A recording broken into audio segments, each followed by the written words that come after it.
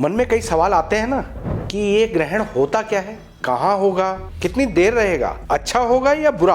और एक सवाल ये भी आता है कि क्या इसका असर सच में पड़ता भी है या सिर्फ पुरानी कहानियां हैं। कई लोग इसे सिर्फ खगोलीय घटना मानते हैं, और अगर ये खगोलीय घटना है तो हर सभ्यता ने इसे इतना गंभीर क्यों माना। कई लोग कहते हैं हमारे दादा परदादा तो देखते थे, कुछ हुआ ही नहीं। और कई कहते हैं कि ग्रहण के दिन घर से निकलना भी ठीक नहीं होता। तो सच क्या है, डर, वहम या फिर कोई ऐसी सच्चाई जिसे समझे बिना हम इग्नोर कर देते हैं। नमस्कार दोस्तों, मैं रविंद्र रावत आप सभी का स्वागत करता हूं आप ही के चैनल यूर एस्ट्रो हेल्प में।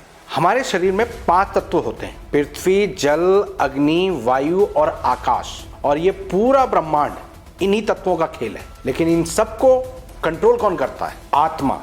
ज्योतिष में सूर्य को आत्मा कहा गया है। सोचिए कभी हमारे शरीर से कुछ देर के लिए आत्मा का कनेक्शन कट हो जाए तो क्या होगा। 17 फरवरी 2026 को ब्रह्मांड में कुछ ऐसा ही होने जा रहा है। आइए डिटेल में चर्चा करते हैं। Section 1, decoding mythology.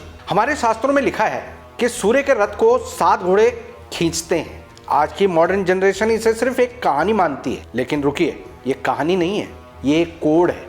विज्ञान कहता है कि सूर्य की रोशनी में 7 रंग होते हैं, जिसे हम विबग्योर यानी रेनबो स्पेक्ट्रम कहते हैं। अध्यात्म कहता है कि हमारे शरीर में 7 चक्र होते हैं। जब सूर्य चमकता है तो ये 7 घोड़े यानी रंग हमारे 7 चक्रों को चार्ज करते हैं, हमारी बुद्धि यानी हमारा इंटेलेक्ट क्लियर करते हैं, हमारा कॉन्फिडेंस बनाए रखते हैं। लेकिन ग्रहण के वक्त क्या होता है, ये कनेक्शन टूटता है, ये रिदम बिगड़ती है।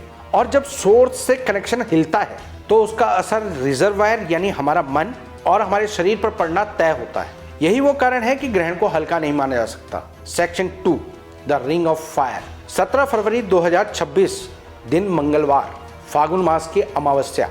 इस दिन सूर्य का 96% हिस्सा चंद्रमा के पीछे छिप जाएगा। आसमान में रिंग ऑफ फायर यानी आग का एक छल्ला दिखाई देगा। और यहाँ एक बहुत बड़ा सवाल आ जाता है जो आजकल का हर युवा मुझसे पूछता है, रावत जी ये ग्रहण हमारे भारत में तो दिखेगा ही नहीं, तो हम इससे क्यों डरें?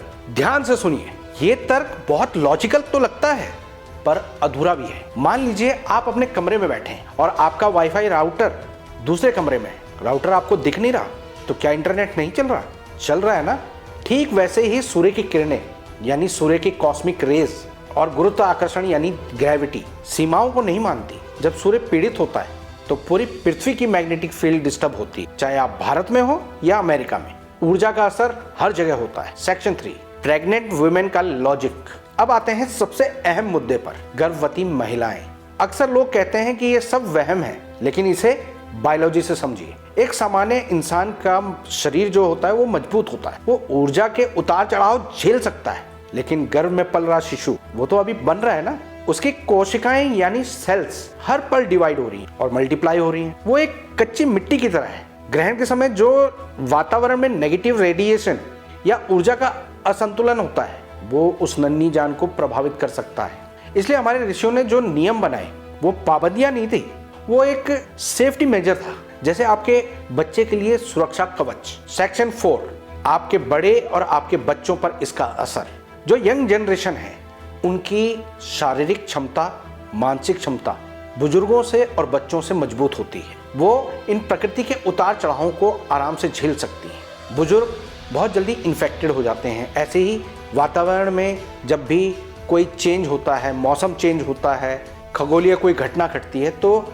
बच्चे और बूढ़े ये उनसे सबसे ज़्यादा जल्दी प्रभावित हो जाते हैं। और एक बार हमारे शरीर में कोई वायरस, बैक्टीरिया पैदा होता है तो उसके सिम्टम्स हमें नज़र आते हैं और हम लोग डॉक्टर के पास उसके लिए ट्रीटमेंट करवाते हैं। लेकिन ये जो खगोलीय घटना ग्रहण के रूप में होती है, ये इतनी माइनर लेवल पर होती है कि इसका असर दिखते दिखते में और पता चलने में टाइम लगता है। तब तक समय निकल चुका होता है, उसका ट्रीटमेंट रह जाता है। आप ढूंढते रह जाते हैं कि प्रॉब्लम कहाँ पर है, कैसे है, क्यों आ रही है, डॉक्टर को समझ में नहीं आता। तब तक वो बच्चा या वो बुजुर्ग उस चीज़ को झेलता है और उसके चक्र में फंस जाता है। सेक्शन 5, सूर्य ग्रहण को ना देखने की वजह। हमारे बॉडी में सबसे सेंसिटिव चीज़ जो ओपन में रहती है वो है हमारी आँखें। जब भी यहाँ पर आप देखते होंगे कि कोई लाइट पड़ रही है आँखों पर तो हमारी आँखों की पुतलियाँ छोटी हो जाती हैं। जब अंधेरा होता है तो हमारी आँखों की पुतलियाँ खुल जाती हैं। ये एक एडजस्टमेंट कुदरत के साथ हमारे शरीर ने किया हुआ है। लेकिन ग्रहण के समय पर जब हम नंगी आंखों से सूर्य ग्रहण को देखते हैं तो उसका असर हमारी आंखों पर भी पड़ता है। हमारी आंखों की जो बारीक ऑप्टिकल नर्व्स होती हैं वो कई बार क्षतिग्रस्त हो जाती हैं। ये 100 में से 1 को होता है, लेकिन हमारे ऋषि मुनियों ने एक एक को कहाँ बताना था, तो इसलिए उन्होंने ये सबके लिए रूल बना दिया या सबको ये एक प्रिकॉशन बता दिया कि आप अपनी आंखों को इस समय पर बचाओ। सेक्शन 6, नए जमाने की नई रूल बुक। आइए आपको बताते हैं कि इस समय आपको क्या करना चाहिए और क्या नहीं। इसे नोट कर लीजिए। पहला प्रिकॉशन, कट मत कीजिए। चाकू, कैंची और नेल कटर का इस्तेमाल बिल्कुल मत कीजिए। सिंबॉलिक रूप से हम उस समय कुछ भी काटने या अलग करने वाली ऊर्जा से दूर रहना चाहते हैं। सेकंड प्रिकॉशन, सोए नहीं। अगर आप इस समय सोते हैं तो आपके शरीर का मेटाबॉलिज्म स्लो हो सकता है और हम नेगेटिविटी को उस समय पर जल्दी सोखते हैं, इसलिए जगे रहना आपको एक्टिव रखेगा। तीसरा प्रिकॉशन, स्ट्रेस ना लें। सबसे जरूरी, डरे नहीं।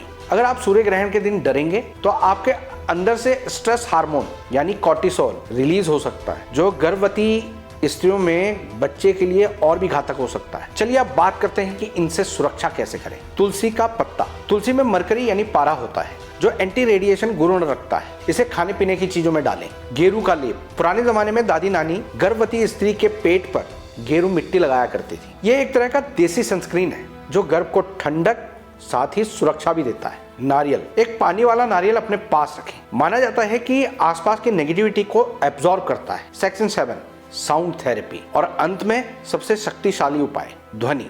मंत्र क्या है? ये सिर्फ शब्द नहीं, ये पॉजिटिव वाइब्रेशंस होती हैं। जब आप मंत्र बोलते हैं या सुनते हैं तो आप अपने चारों तरफ एक साउंड की शील्ड बना लेते हैं। इस ग्रहण में आप अपने इष्ट का कोई भी मंत्र या जो मंत्र आपको आता है उसको या तो खुद बोलें या हल्की ध्वनि में चला लें। सेक्शन 8, ग्रहों का खेल। दोस्तों, सूर्य ग्रहण जब भी होता है तो उस महीने में सूर्य, राहु, ये दोनों ग्रह इकट्ठे होते हैं और जब ये बिल्कुल एकदम आसपास आ जाते हैं, इनकी डिग्रीज कम होती हैं, तो ये ग्रहण कहलाता है। साइंस के अनुसार देखें तो पृथ्वी, सूर्य, इन दोनों के बीच में जब चंद्रमा आ जाता है और सूर्य की किरणें चंद्रमा पर पड़ती हैं और उसकी परछाई पृथ्वी पे आती है, उसे ग्रहण बोला गया है। मगर ज्योतिष में इसे राहु का रूप कहा गया है। राहु हमारे विचारों को रिप्रेजेंट करता है और ये इस समय एक्टिव होता है। इसे सिंपल सा एक उदाहरण से समझिए कि सूर्य जो